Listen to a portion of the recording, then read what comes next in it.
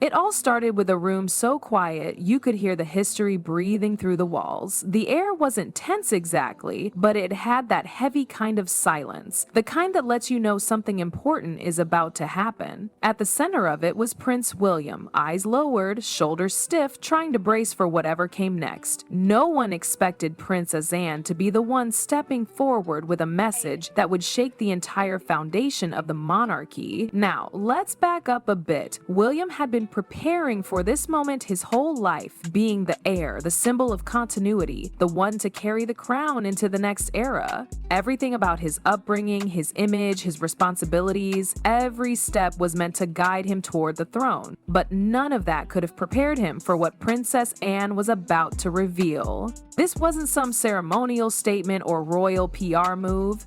This was personal, raw, and it came directly from King Charles. Charles had been struggling silently. Cancer had quietly begun pulling him back from royal life. His once commanding presence now looked faded, thinner, quieter, distant. Even as he tried to maintain a public face, those close to him noticed the toll.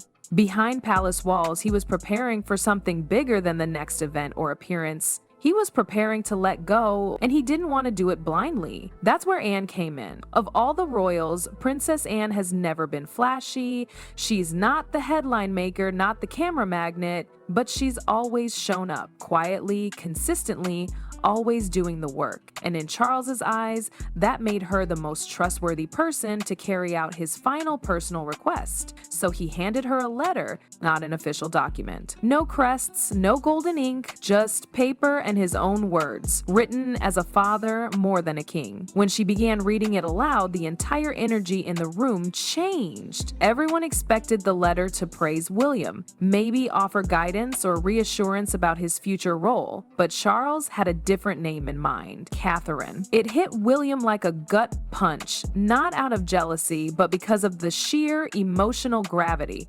His father's final wish wasn't about passing him the torch in the traditional sense. It was about trusting Catherine to guide him, to stand beside him, not just as a supportive wife, but as a core leader of the monarchy's future. Catherine, who had never sought the spotlight, who never tried to dominate attention or step outside her role, who, despite intense scrutiny and relentless press coverage, had maintained a quiet dignity that earned her the respect of the public and the palace alike. She had always shown up when it mattered, never complaining, never faltering. As Anne read on, it became clear that this wasn't just Charles' opinion. Tucked within the letter was a second note, one written long before by Queen Elizabeth II, a personal message, not shared publicly, that praised Catherine as the quiet force the monarchy would one day depend on. The room was still. William gripped the edge of the table, not because he was upset, but because something deep inside him shifted. This wasn't the plan. This wasn't what he'd been trained for, and yet, a part of him knew. It made sense. Because while titles and bloodlines are tradition, leadership, real leadership, is about presence. And in that room, it was clear who had it. Not with power, but with grace. And just like that, the future of the crown began to look very different. William didn't speak. His jaw stayed tight, his eyes focused on nothing in particular, but you could see the internal battle playing out across his face. For a man raised to lead, to carry an entire legacy on his shoulders, hearing that the foundation of that legacy might not fully rest on him, it was a complicated kind of weight. And yet, in the middle of that storm, Catherine remained steady.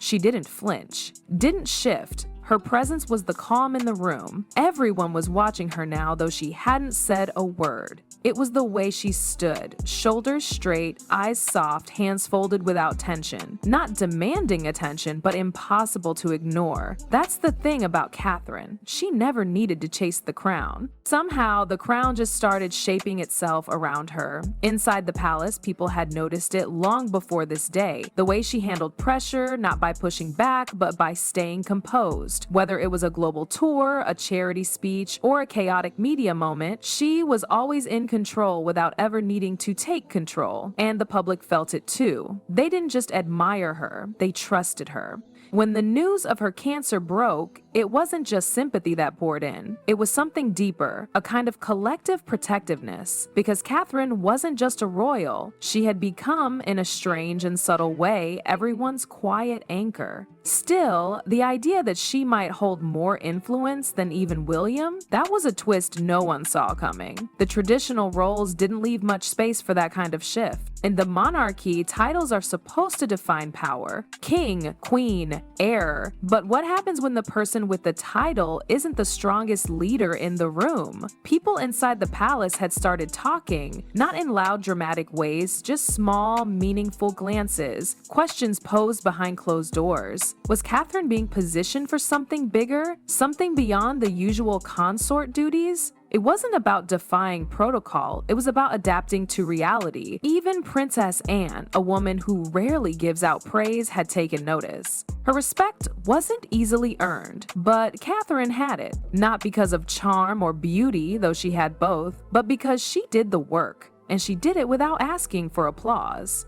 Behind the scenes, Anne had been quietly mentoring her. Little things: when to speak, when to remain silent, how to show strength without arrogance, how to stay grounded when the pressure spikes. Catherine absorbed it all, not like a student trying to impress a teacher, but like someone who knew the lessons mattered more than the spotlight. Meanwhile, William kept moving forward, trying to navigate it all. His love for Catherine was never in question, but leadership is complicated when the person next to you starts to shine so brightly that it challenges your own shadow. There were whispers of tension, nothing public, but those close to them said it wasn't about rivalry. It was about figuring out how to lead together when the world seemed to be choosing favorites. And it wasn't just the public. Even within the royal family, senior members were beginning to lean more on Catherine. She had become the reliable voice, the bridge between tradition and relevance, the one person who could step into a room full of expectation and make it feel manageable. None of this was planned, but maybe that's why it worked. Because in a monarchy built on legacy, Catherine's power didn't come from history. It came from who she was when no one was watching. In a palace where every gesture is rehearsed and every word filtered, Catherine's authenticity had become her most powerful weapon.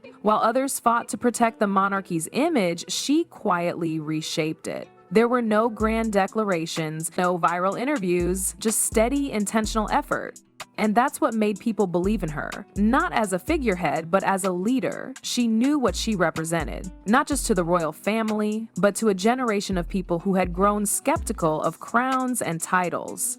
In a world flooded with curated personas and fragile loyalty, Catherine stood out simply by being real. Her strength wasn't loud. It didn't need to be. It came through in how she showed up again and again, even when it wasn't easy. Especially during the cancer diagnosis. When the palace finally released the video of her speaking about her condition, it didn't come with music, dramatic lighting, or a backdrop of royal crests. It was just her, sitting on a bench, dressed plainly, her voice calm.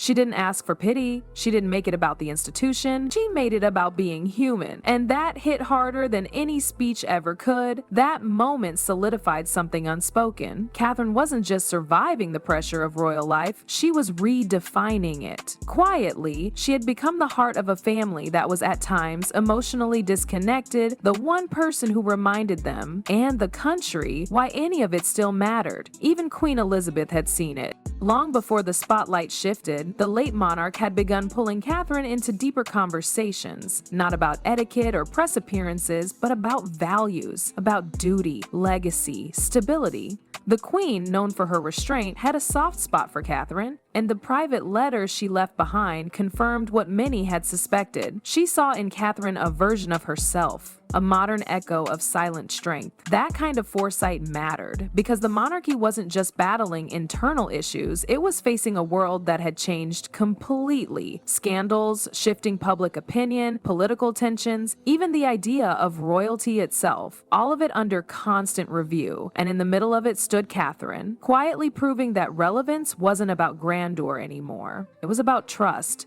She didn't try to outshine anyone, Jason Roberts, but she didn't dim her light either. Whether she was standing beside William at an official event or walking into a children's hospital alone, she carried herself with the same quiet confidence. People didn't admire her because she was royal, they admired her because she was consistent, grounded, unshakable. Inside the palace, her bond with Princess Anne deepened. They didn't speak often in public, but those close to them described a kind of unspoken understanding and saw in Catherine the same commitment she dedicated her entire life to, and slowly their alliance began to influence decisions behind closed doors, not through manipulation, through trust. That's how change happens in places like this, not with declarations, but with presence. And Catherine's presence had become undeniable. So when the letter from King Charles was finally laid to rest, his wish to let Catherine lead not just beside William, but sometimes ahead of him, it wasn't shocking anymore. It felt natural. Like the crown had found its new center, not a replacement, not a disruption, a quiet revolution in pearls and grace. And in the silence that followed, as history adjusted its course by just a few degrees, one truth stood taller than the rest. The monarchy's future might wear a crown, but it will move forward in the footsteps of a woman who never asked for power, only the chance to carry it with care.